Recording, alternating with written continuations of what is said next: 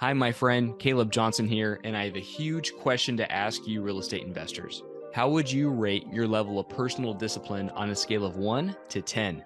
If your answer is anything less than a 10, I've got something neat for you. And let me tell you, discipline means pushing yourself beyond your comfort zone and doing things that are difficult and sometimes boring. Achieving massive success requires you to do those difficult things. Building your levels of personal discipline is not easy, but it does pay off. In fact, you can't achieve anything significant without discipline. Now, I just released a program for investors where I walk with you as an accountability coach to aid you stay on track so you can push yourself to do the hard things that greatness is going to require of you. Starting is easy. Go to redccapitalgroup.com and click accountability coaching at the top right of the screen. So let's get to work, and now to the interview. Hello everyone, Caleb Johnson here, host of From Trial to Triumph. I am very excited for our guest today, Mr. Derek Peterson. So Derek, welcome to the show. Thanks, Caleb. Thanks for having me on. Derek, can you go ahead and give our listeners just a quick background story about yourself? Sure. Yeah. So my name's Derek. I live in Charlotte, North Carolina. I've got 3 beautiful daughters. One that's 13, one that's soon to be 17, and one that's 19 in college. Married to a beautiful woman named Amy. She's a Southerner, so I'm actually originally from New York. So I don't say yous guys anymore. I say y'all. She kind of worked that into me over time. I was resistant, Caleb, but I eventually got there. It rolls off the tongue nice. Mm-hmm. And entrepreneur at heart. I've got a brand called Adapt. And under that brand, we've got Adapt Media Agency, which is just a full-scale, full-service digital marketing agency that builds brands in the health and wealth space. And the reason for that, over time, we've evolved to that because I have a business in the wealth space that I'm in the, much like yourself, the capital raising real estate syndication space. So as a sponsor, operator, and capital raiser, I'm in the game. I understand it. And on the health side, health has always been just an absolute huge passion of mine. So do have a health business called Adapt My Health, and we just help people return back to natural health and wellness, and really getting kind of back down to the roots. And it was born from the fact that I've always been an athlete my entire life, but through a personal experience that I went through, that business and that ideology was born. So when you have a passion and something happens to you, as sometimes that can give you additional fuel and fire to elevate that. So, I love marketing. I love health. I love wealth. And, that's the quick 2-minute, story of who I am and what's been keeping me busy these days. I love it, man. Well, we'll talk about both of those. And first, let's touch on the health side of it. And I know you more so on the wealth side. You actually helped develop my website and my podcast. So I love your services. And on the health side, let's talk about that. You've gone through some trials there, and really just share your background on the health side. Yeah, so growing up, I was always an athlete. I played football in high school, a little bit in college. I was when I exited college, what one may call a knuckle dragger. It's just somewhat of a meathead. I'm not that now. I used to be. I was kind of picked on a little bit as a kid growing up for being a really skinny kid. It's 6 foot. I was 6 foot 110 when I started to play football my freshman year in high school. Do the math, that's pretty skinny. Mm-hmm. They call me the mosquito. So I got into weightlifting and kind of took that through college. And after it was probably in my 30s, on a bet, someone said, "Hey, you should we're talking about what it means to be an athlete." And I always played a sport with a ball: basketball, football, baseball. And this individual was like, I was an athlete in college. I was a runner. I was like, running's not a sport. I'm like, you put one foot in front of the other. I'm like, that's not that hard. They're like, have you ever raced? I was like, no, racing's stupid. I don't want to do that, right? And they're like, you should try it. And they're like, you'd probably fail at it. You're not in good shape. So wager taken. Took 2 weeks to get ready for a 5K race, and I entered the race, and I absolutely fell in love with the sport. I had no idea that there was this hidden love for endurance sports. My body was kind of made for it. So the knuckle dragger kind of body started to melt off of me, and I sort of trimmed down to, about 180-pound athlete that started with 5K racing, which led to 10K, which led to a marathon, which led to an injury, which then led to the sport of triathlon, which, somebody who always loved to compete and be an athlete, that just exploded. It was a huge part of my life for 10 years. I did 6 full distance Ironman triathlons and too many marathons, half marathons, Olympics, and sprint triathlons to recall, but it was close to 100 triathlons over the course of about a 10-year period, which is a lot. Yeah. It was a massive, massive part of my life. And, so much so that if my left calf, there's an Ironman tattoo, like I'm branded, right? Mm-hmm. Just culturally in that sport, that was what you do. Like you do your Ironman, your first one, you throw that tattoo somewhere on your body, which is usually your calf. So fast forward, from the outside, Caleb, I was healthy, right? I was lean, sub 10% body fat, could run for days, and always somebody I identified as an athlete. As somebody people would look up to me. I coached people when it came to athletics and to fitness. I was a fitness trainer in college. So that was kind of my persona, right? That's kind of who I identified as an individual, as being an athlete. And in 2019, I got remarried to the beautiful woman I mentioned before, and we went on this honeymoon. And when I got back, all of a sudden I had like this crick in my neck. And I was like, what is this? I was like, I just thought I slept funny. So I popped an Advil, went away. Next day, that pain moved to my back, then to my shoulders. And over the course of a year, the pain started to matriculate through my body, almost from my head down to my toes, to where when it got to its worst point, I had lost 30 pounds of muscle because I could no longer train. I could no longer work out. I could no longer run, bike, swim. I couldn't even do a push-up. Wow. I used to do push-ups where I'd elevate off the ground. I could clap my hands behind my back. Now I couldn't do one push-up. And I was scheduled for shoulder surgery for a torn supraspinatus that I don't know how it happened. I was scheduled for knee surgery for a torn meniscus. Don't recall it happening. I was having my knees drained every other week of fluid. Big, huge tubes, Caleb, of like this like yellowish looking fluid that would come out of my knees. It got so bad that I needed anti-inflammatories to walk. Wow. So if I didn't take Advil, I would need crutches in the middle of the night to walk. And this didn't happen overnight. There was like this slow decline. And my wife was like, what's wrong with you? Go to the doctors. I'd go to the doctors and the doctors say, there's nothing wrong, right? They're like, some of them said there's something wrong. Like the surgeon wanted to cut, right? Mm-hmm. The rheumatoid arthritis doc wanted to give me pills for that. And it was always the solution was pills or needles. And I've always been somebody who wanted to do things naturally. So unfortunately, I got to a point where like I would just lay in bed and I would weep.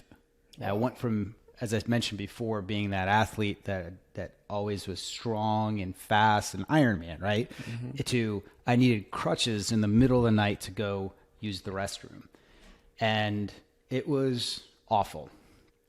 This was all happening at the same time. I was trying to grow a business, right? So I was balancing the decline of my physicality with the incline of my business.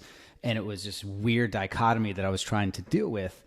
And it wasn't until I met somebody by the name of Dr. Ben Lerner, who is a chiropractor, right? And some people say, oh, chiropractor, that's not a real doctor. Well, a lot of people told me I needed to go to a real doctor to get healed. And it was a chiropractor who actually discovered what was wrong with me. So what was wrong with me was that I had what's called, I was presenting with a full-blown rheumatoid autoimmune, and my liver numbers, all like my pancreas was out of whack, everything was out of whack, and I had a blown out gut. So I had very, very bad leaky gut. Now all the doctors, they were like, no, that has nothing to do with what's causing your shoulder issue or your knee issue. We need to operate. So I said, I'm gonna hold off because I think we might be onto something. So I went on a 5-day fast. Had nothing but water for 5 days. And then I transitioned into, I cut out all gluten, all sugar, and all dairy. And then I took every single toxin of my life, down to the lotion I use, what I wash my clothes in, the way I filter my water, my air, any possible thing that could be causing my body harm. Because no one fears a slow moving disaster, right? You're not going to die from one cigarette. It's just all these things were accumulating over time. And it was kind of this invisible thing that was starting to murder me. And when the amazing thing what happened was when I started to remove all those things, all the processed foods. And if you see me eat now, you don't want to go out to eat with me. Let's just put it that way. I'm neurotic with what I eat, how I cook. And I put olive oil on my face for lotion. I don't even put lotion on my face. And over the course, I'm 47. So over the course, it took me 40 some odd years to screw myself up. So it took time to unscrew myself. So over the course of a year, everything went away. No shoulder surgery. Wow. No knee surgery. I put all that muscle back on. I stripped myself down to my skeleton basically, and then I've rebuilt myself back up over time with nothing but just unprocessed whole foods and all that stuff.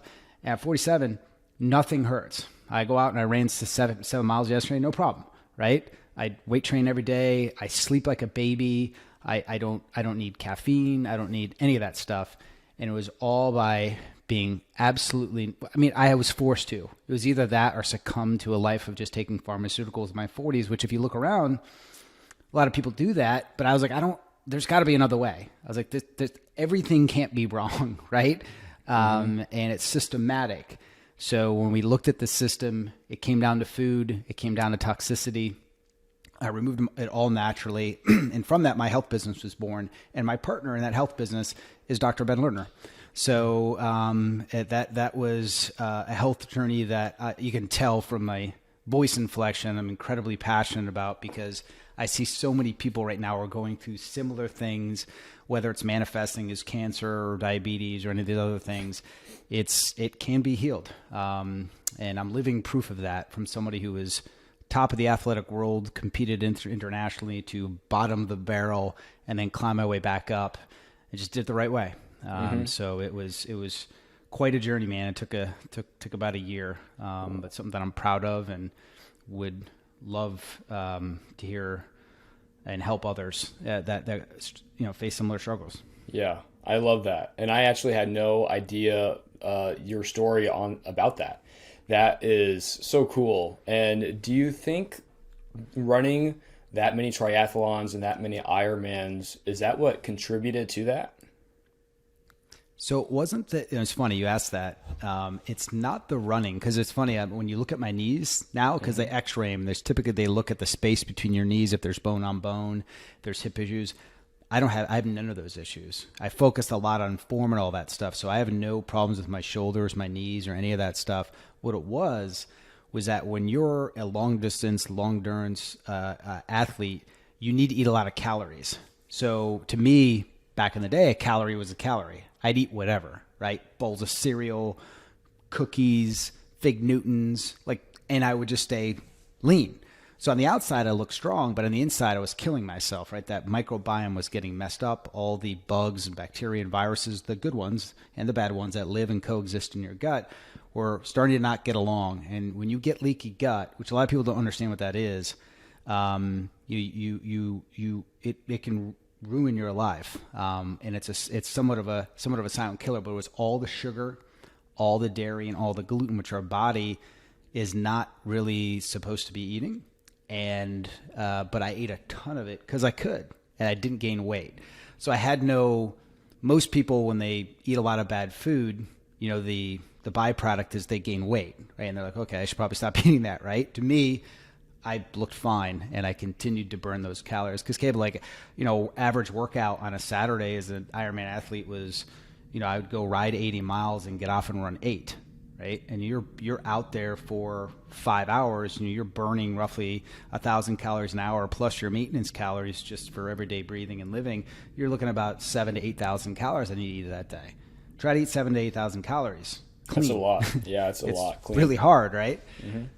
So that was it. So it was triathlon, but not the physical side of it. It was what I was eating. The intra-race stuff is all sugar. It's crap. It's garbage. So that is absolutely what did it. Okay. And how that translated into just the kitchen in general and the standard American diet. I mean, just look around at what our options are. Mm-hmm. It's not very good stuff. Right. It's about ease. So a lot of people are in the same boat that aren't triathletes. It's become normal to eat crappy. Mm-hmm. Yeah. I'm the weird guy when you go out to dinner. It's good because when you're the weird guy, you eat clean and people might laugh at you. And I've been there competing in bodybuilding where I would bring my own food in the gym and eat in the gym, chicken and rice, and you're on this meal plan and it's like, I don't care. I'm doing my thing. And people might laugh at you, but they're the ones that have the leaky gut and that have all the pain and whatever. So now I didn't know that about you. I didn't know you're in the bodybuilding state. So you know all about food and diet. Yeah. It's been a while, but it's a big part of it. Yeah. I love that culture. And that's interesting to hear that, so many people probably have that problem, and it makes so much sense. All the food, like you said today, it's about ease and not about what you're putting into your body. So for people that are kind of experiencing that, it sounds like the chiropractor, what I think of a chiropractor is needles and something else like that. So was that also a big contributing factor to your recovery, or was it just the diet change? So the chiropractic care, like getting adjustments to my spine and things like that, were definitely a contributing factor to my recovery because I had tight muscles. And when you have tight muscles, it starts to yoke on your body in weird ways and put your spine and different joints out of alignment. So it's a combination of massage. It was a combination of a number of things: ice baths, infrared sauna, anything I could throw at it, I threw at it, and it made a difference. But I'd say the biggest thing was supplementation, the right supplements, like really diving deep and taking the right supplements, because I was low on vitamin D, fish oils, things like that. Now I hardly take any supplements. I get it all from food. But my body needed a kickstart. My liver was out of whack, so I needed liposomal glutathione to kind of help, because my body wasn't producing it. So, and acetylcysteine, like some of these other supplements that really started to help me get back to some normalcy was required. And then just clean my gut out with a fast, then come back with just clean ingredients. Man, it wasn't until I did a fast that all of a sudden I was like, wow, stuff is starting to not hurt. Okay, it must be the food. That was eye-opening. And I think a lot of people that are listening that have a lot of pains in their shoulders or their elbows or their hips, try to fast for 3 days. Tell me how you feel at that point, just water. And you'll start to notice the difference and realize that that's your food. But sadly, Caleb, like a lot of people, they wait until the diagnosis before they make change, right? That's what happened to me, right? It was a slow degradation. I was like, okay, something's going on here. I can't run anymore. But I couldn't figure it out. I was trying to figure it out. And and I got that diagnosis, and it was just because I was seeking an answer. But I knew something was wrong, right? So, but our bodies are amazing machines. You know this, being in bodybuilding, the ability to adapt and adjust if we just give it what its nature intended to give it. So that's why I preach as loud as I can to people, my kids, my family, my friends, anyone who will listen about, what they're putting in their body. It's not just food, right? It's not just food. Right. There's so many chemicals around us. Yep. And I think that's what people can take away from that is that so many people, they have these pains or these things, these ailments, and they think they have to go get surgery and take all these pills, and they're drinking soda every day or smoking or whatever. Right. Yeah. And it's all chemicals. And so the takeaway is to, if you have pain, I think a lot of people do, is change your diet. Like you said, Derek, start that fast, and in 3 days you might be like, oh, Derek's telling the truth. I feel better. And so really start looking at your diet. And if you really want to make a change, then change your diet. In bodybuilding, that is 80%, 85% of how to get the physique that you want. It's what you eat. It's how many times a day are you eating and what you're ingesting. And so, so many people think it is the gym, and that is part of it. But the diet is by far the biggest part, by far. Abs are made in the kitchen, man. Right? Absolutely. Yeah. So pivoting, let's talk about the wealth side. And with this media company, what was the reason you started in the media company? It's a funny story. So I worked most of my 20s and 30s working in corporate America. Like a lot of folks, that maybe even folks that are listening right now, you have that corporate job. And that's okay.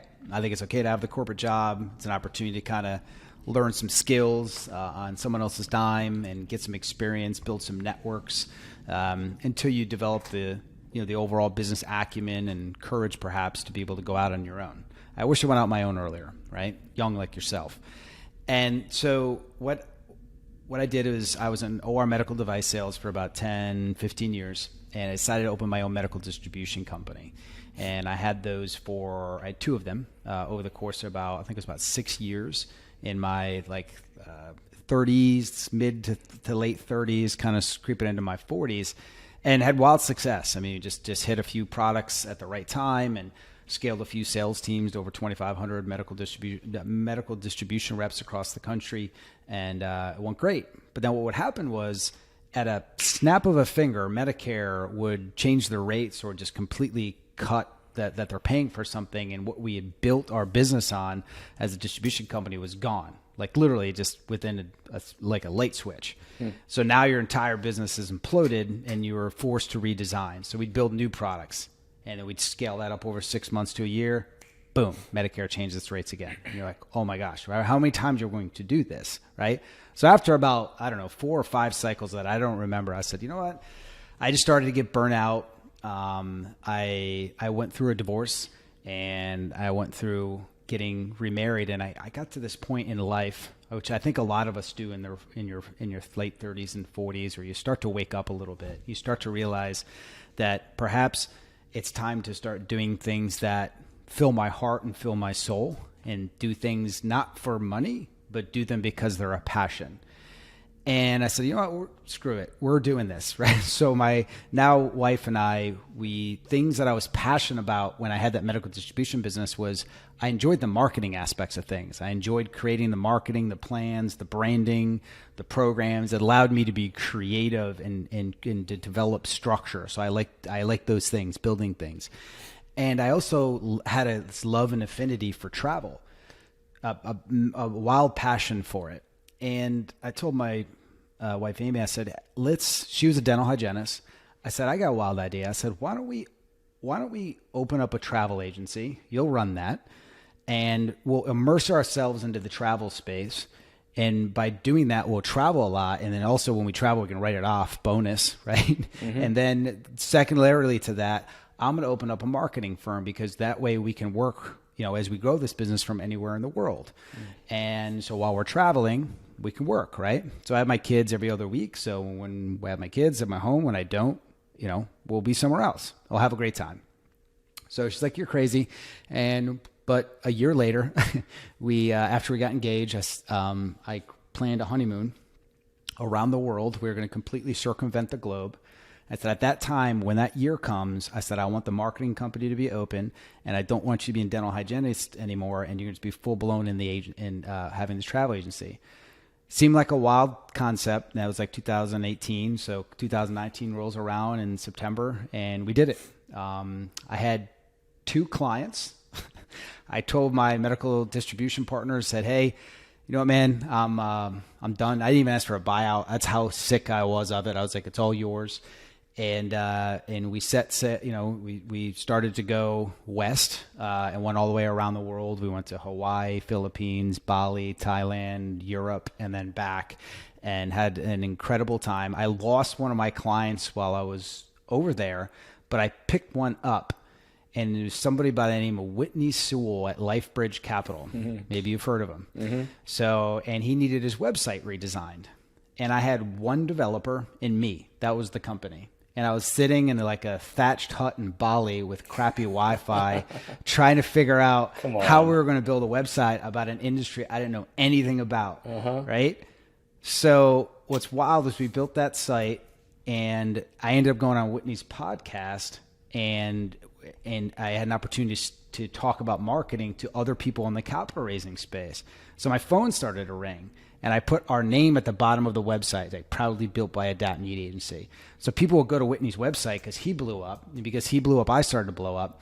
So my phone started to ring, and So now we're late 2019, early 2020. World shutting down. My health is also plummeting, right? It's a pretty dark time for me, but the COVID and the pandemic wasn't what was bringing me down. It was my health. But the fact that we were locked in our homes allowed me to focus on the business. So it was a blessing, right? And I was able to focus on the business, and it absolutely exploded. So I then met with a client by the name of Tim and Greg Lyons at Cityside Capital. And Tim and Greg, they were like my, I don't know, 7th or 8th client, maybe at the time. And I was like, this capital raising stuff seems awesome. I was like, I really think I want to do this. I'm like, I've met with a few of you guys. I'm like, how do I do this? Seems so overwhelming. You're taking FINRA broker dealer exams. Like, I was like, oh, this seems too much. Like, I don't know anything about it.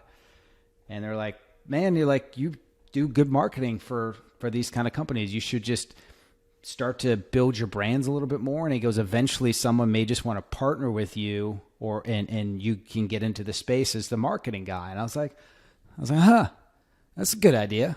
So I literally said to my wife, we were walking on the beach after we were there, and we were actually a week later in Siesta Key shooting with this client. His was called the Earn Collective. And 6 months later, the Earn Collective rebranded to Adapt My Wealth. We became partners, and I went into the capital raising space. And then since then, we've now built over 150 brands in the capital raising space. Instead of 2 employees, we have 20 employees, and we've just completely exploded. And it was all off just having the guts to, anything that you see in the real world today, it happens twice, once in your mind and then once in reality. So just believing that we could do it, believing we could start this travel agency, which, by the way, has also grown quite large. And we left to go around the world with no clients in the travel agency and 2 clients. And we were like, well, we'll see what happens. That was literally what it was. But it was it's been quite a journey, man. And COVID was oddly a blessing for us because it locked us in for a little while and allowed us to focus on it. So all things happen for a reason, Yeah. So I'm a spiritual guy, and I'm pretty pumped with how things have gone. Praise God, man. That's so cool. Amen. And I love how I think so many people, what they do is they see someone that has success and they just do what they did. Now, what I love what you did, which was different, was you found, I want to live this way. I want to be able to travel, and I want to be able to write it off, which I'm sure your CPA loves. Oh, yeah. And so that's what I recommend people to do as well. Find out how you want to live, find out what you want, and also ask why you want that, right? You don't want to waste 2-3 years of your life chasing something that you don't really want and won't actually make you happy. So find out how you want to live, find out what you want, and then ask yourself, how do I get it? And that's exactly what you did, right? You started the travel agency, you started the media company, and it all kind of came full circle. And now 4 years later, here you are. And God's used you in amazing ways to grow that. And that's great.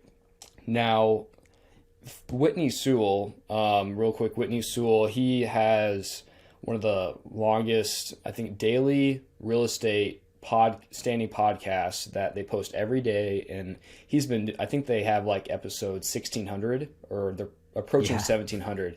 And I was actually just on his podcast too, which is, I love his show. It's an amazing show. But how did you get him? That's a big client to get. And so how did you get him as a client? It's a great question. So it just, a lot of times it's not what you know, it's who you know. And my first client was actually somebody by the name of Chris Benson over at Reliant Investments. So Reliant's one of the biggest self-storage operators out of the Southeast. They're in Roswell, Georgia. And I was Chris's first boss out of college. So I was 25 years old running the sales office for automatic data processing in Albany, New York. And in walked this guy fresh out of college, smelled like last night's like stale beer, right? And he comes in with his suit, and we just hit it off, right? I just this energy about him, and we just clicked, and this was Whitney, or this was Chris? No, this is Chris, okay. right? So Chris later, he went off, like we went our separate ways, but we always stayed friends. And he wanted to get into real estate. We actually tried to get into real estate together, but nothing ever happened, like kind of in our 20s. And then he ended up going through this journey, which landed him as the CIO, Chief Investment Officer over at Reliant Investments. And I was talking to him about my love for marketing, and he's like, hey, we need a marketing guy over here. We're growing. Would you mind doing some consulting work? I was like, yeah, sure. He's like, well, just write up a proposal. So I went back to Amy. I was like, I don't know, what do I put down? And so I wrote a number down, and she's like, all right, you make that a lot higher. So I put a what I thought at the time was an aggressive number for really not knowing what the heck I was doing. I knew nothing about the industry. I knew just a little bit about marketing. And I sold it to Chris, and Chris bought it, and I worked my tail off. In fact, I probably inflated my ability and knowledge of things a little bit and oversold it because I knew I could learn it, right?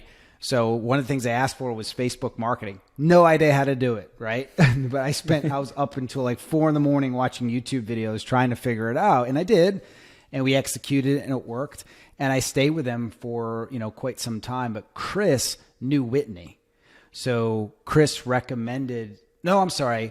Whitney knew and Chris knew each other. So he saw that media agency at the bottom of the Reliant website, and he said, oh, I really like how that turned out. Can you build ours? And I was like, yeah, of course. Yeah, no problem. We build a lot of websites. I think I built 3 at that point, right? We've built 800 now, to give you an idea. Mm-hmm. So, so it was funny, but that's how I got him. But Whitney was, back then, not as big as he is now, right? He's gone through his journey, his experience, he's a man of faith as well. And he's put a lot of that into his work and all the work that he does with adoption, he's just an awesome dude. Mm-hmm. And, and he's been, rewarded handsomely from that. He's done really well. So, but it was interesting. I've actually never met him face to face. We've only talked, but I see him. He's also speaking at this conference I'm coming up in Charlotte, the MFIN Con.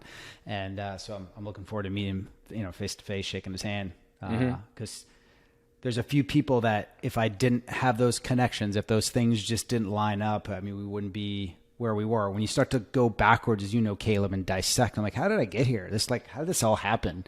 I started to realize, Whitney was Chris, Whitney, and the guys at Cityside Capital. Those guys, either by things they said or the relationship, is really what catapulted me forward. Really helped. I think it's incredible the way God works in our lives. And I actually didn't know that you were a believer before this call. And it's just interesting how so many people I talk to on the show, we get on the show and then that comes up. And I don't think that's a coincidence. And what I loved about your story was that you built your parachute on the way down. And I think sometimes success comes down to taking a risk. It almost always does. And you took a risk on yourself and you said, I'm going to perform. But with those words, you also had to act on it, right? Like you said, you were up at 4 a.m. You sold yourself on this to somebody else, and now you're going to keep your word and you're going to do it. And I think that's so important for the listeners to understand, is that sometimes you do have to take a risk. It's really scary, but if you see an opportunity, take the risk and build your parachute on the way down and just do whatever it takes. And I agree, man. I love the parachute on the way down, or your wings on the way down, because it's you can see that, right? And that can resonate with people. And just don't be afraid to take the risk, because my greatest failures are my biggest victories, because without those, I wouldn't have improved. I wouldn't have grown. Those hardest times when things are really hard, that's where the growth happens, right? Think about when you're at the gym, right? It's when you do those last few reps when things really hurt. When you have to choose to eat the healthy chicken and rice and broccoli over the, Chick-fil-A sandwich and waffle fries, right? That's hard because that other stuff tastes better. So like it's through hard stuff that we get stronger and we get better. So if we reframe our minds to that, that's what can make us unstoppable. So where you can look at something and go, yeah, I got no fear of like starting that business or doing this. Nothing, there's no roadblock. My whole thing, Caleb, is like, if someone else figured it out, learned it and did it, I can do the same thing. Right. I believe that. But I believe the biggest thing that people struggle with is change, right? And they have to embrace it. And that's actually why this whole brand was built. Like for those that are watching, I'm pointing my logo. This A is actually an A and a Y, and it stands for adapt you, right? And adapt is also about change. And I'm just a huge, huge believer in that, and that we're constantly changing. If we don't change things and we fear failure and we fear all this stuff and keeps our, in cement boots, not taking action, to your point, and jumping and growing our parachute, we're never going to get anywhere. It's not very rewarding. Fail. It's okay. That's right. That's right. And it's okay to be scared of that too, right? That's just normal. Totally. That's normal. Yeah. Yeah. That's fun, actually. Exactly. I was just feel going those to say, butterflies. You're like, all right, cool. I'm alive. Yep. Sometimes you need that. Hey guys, if you're enjoying the content of our podcast, but you have additional real estate investing questions, I'm happy to answer those questions for free. Head over to redseacapitalgroup.com and book an appointment with me. Not only am I the host of the show, but I am actively buying and already own properties across the U.S. So feel free to schedule a time that works best for you. Visit redseacapitalgroup.com to book your appointment today. So Derek, we're going to go ahead and go into the final 3 questions. And the first one is, if you can recommend a book, what would that be? Who, Not How.